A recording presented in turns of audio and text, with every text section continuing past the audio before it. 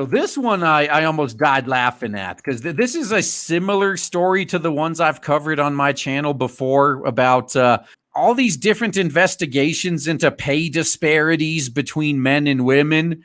Like women claimed they were being underpaid and they did an investigation and it turns out that they were being paid more than the men. So men ended up getting a raise. This is better because this is a lawsuit. Ad men sacked to improve gender pay gap, win sex discrimination claim. London Tribunal rules men axed after director vowed to obliterate J. Walter Thompson's reputation of being full of white men. Yep. If the corpos want to act this way, we gonna get the courts involved. Like, fine. You want to blatantly be racist and sexist and discriminate? We're going to take you to court. And see, let me just say this again. I would gladly give my job up and be made unemployable for the rest of my life if I can get like $10 million from these companies by suing them and never have to work again anyway.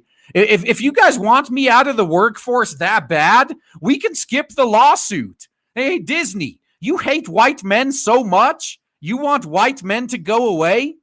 Just cut me a $10 million check and I will leave the workforce voluntarily forever. Call me. I'm waiting. I'll gladly take you up on that offer. 2 white male creative directors at top London advertising agency have won a sex discrimination claim after a female director vowed to obliterate its Mad Men reputation of being full of straight white men.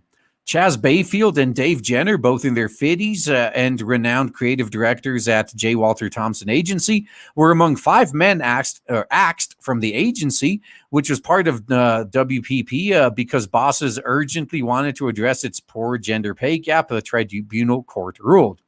The men were dismissed in November of current year -3, shortly after the firm revealed a median gender pay gap of 44.7%. The London Central Tribunal heard that the pay gap report was sent or had sent shockwaves through the firm as it highlighted a serious lack of female representation. So one question though, were any of these men advocating for like getting rid of white men and replacing them with like women or minorities? If so, then they shouldn't have won the lawsuit. They got what they deserve. But if you're an innocent guy just doing your job, and you get fired for some racist or sexist diversity quota, oh, believe me, man, you just hunt around. You may be able to find a lawyer that'll take your case pro bono. Because if the lawyers believe they have a very strong chance of winning the case, they will take on your case for free, and they'll just take a pretty big cut of whatever you win. But say if they think there's a high chance that they can get $20 million from the company because of what they did, they will do all the work for free and then pocket like 10 million of that. But still, you'll have 10 million left and with no out-of-pocket expenses. It'll be great. What do you got to lose? Start taking these racists and sexists to court and make them pay for it. And it's especially great to do it right now because Orange Man, yeah, he filled all the vacancies at all these courts. So you may get some favorable judges as well.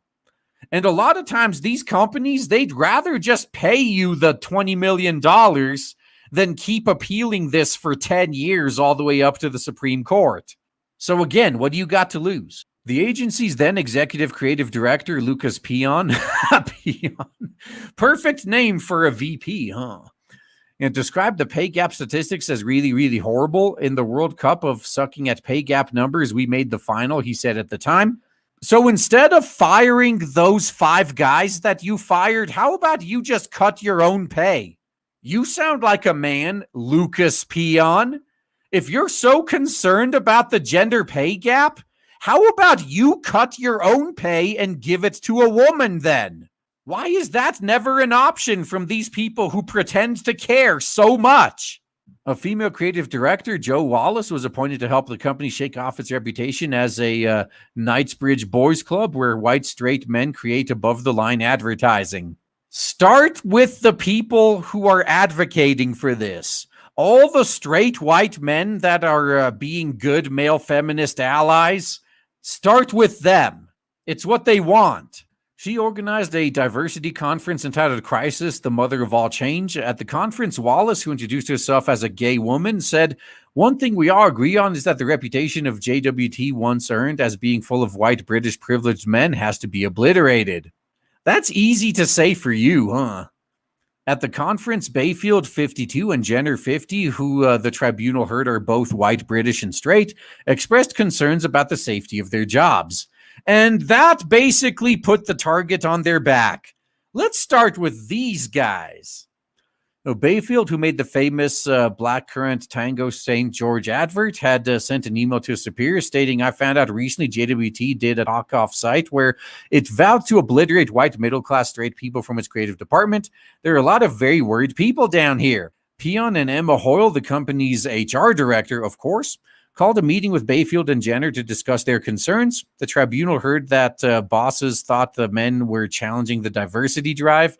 Within 2 days of the meeting, it had decided that Bayfield and Jenner would be made redundant. All the more reason to sue them. The employment judge, Mark Emery, I think I heard that name before on a few other good rulings in Airstrip 1, said the men were treated in such a hostile manner it amounted to victimization. In his judgment, Judge Emery said both Miss Hoyle and Mr. Peon were angry from the outset of the meeting, and it continued in this vein. Voices were raised by Mr. Peon and Miss Hoyle, and Mr. Bayfield and Mr. Jenner were forced to defend their position. Their explanations were not at the time accepted, and their points of view were angrily dismissed. There was a failure to accept that they had any valid concerns about the presentation. Well, the fact that they were fired like 2 days later kind of proves their concerns were right on the money. Their views were regarded as unacceptable. The judge said Peon unfairly decided to make the men redundant before carrying out an assessment of other senior creatives to see who should be axed on the merit of their work. How about we start with this guy? He's so gung-ho about this diversity thing. How about we take his job and give it to a woman? We concluded there was consensus among senior management team that Mr. Bayfield and Mr. Jenner had overstepped the mark with their comments in the emails and at the meeting, and there was anger at what the company considered a challenge to their plans on the gender pay gap issue. Absolutely. We considered that this factor, their sex, was on the mind of the company when determining to dismiss them, an equal factor with that of the anger at their complaints. Damn right. Sexism is still sexism, whether it's against women or men. This would immediately assist the gender pay gap issue with the creative team. It would rid the team of 2 creative directors who were, because of their sex, seen as resistant to change. Also, female creative directors were exactly what the company were seeking. A woman's in a similar position would not have faced the same backlash, the judge said. Thank you. Call out these sexists. Bayfield and Jenner are in line to receive compensation from Wunderman Thompson, a successor to JWT, after winning claims of sex discrimination, victimization, harassment, and unfair dismissal. We have these systems in place for a reason. Now, I know a lot of people on our side have a like bad taste in their mouth of doing something like this because these are the same tactics our opponents always use. But maybe they use them so much because they work. If you refuse to use good tactics that work, maybe you deserve what you get. So instead of just impotently crying, do something about your situation. Fight back. If you get unfairly fired because of some racist or sexist diversity quota, you sue their asses. However, they lost claims of age discrimination, race discrimination, and sexual orientation discrimination after the judge ruled these factors had no impact on their dismissal. Yeah, age and race, maybe, but sexual orientation? Actually, no, race and sexual orientation. They were specifically targeting straight and white men. Now, after the ruling, Bayfield said Friday, "We were concerned about diversity and female minority representation, but we were also worried about our job safety." Wow. You can't have both. The word obliterated is a powerful word. The gender pay gap was mortifying for the company because it was an awful gap, and their approach was to go gung-ho on who they perceived to be the enemy. They rigged up a kangaroo court and fired us. Well, if you supported this in the past, have fun. Wunderman Thompson said, "We will be appealing the tribunal's ruling on events that took place within J. Walter Thompson business in current year-3. We do not tolerate any form of discrimination or harassment unless we're the ones doing it to people we don't like.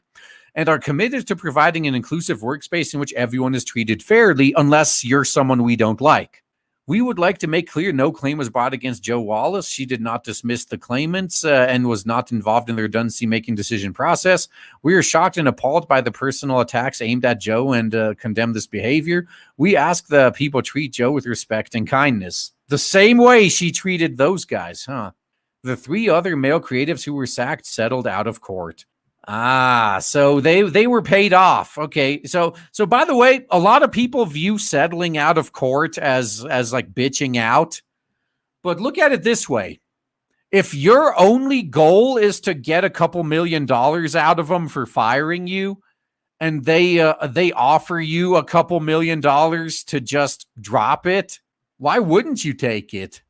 It all depends on what the goal of the lawsuit is. If you just want to get money out of them, you take the settlement. If you specifically want to destroy them in court, that's another matter. You have to fight that all the way. But if you just want to get money, take the settlement. In fact, see if you can negotiate a higher one. If they offer you like $10 million to go away, just respond with, I'll consider it for $15 million. Oh man, I am so excited to tell you guys right now that finally, after about a year of build-up and shilling, we have launched Blade Devil on Indiegogo, and so far it is doing so well thanks to awesome people like you. If you haven't backed it yet, then please check the links in the description and check out Blade Devil on Indiegogo. You will not be disappointed. Looking forward to seeing you there.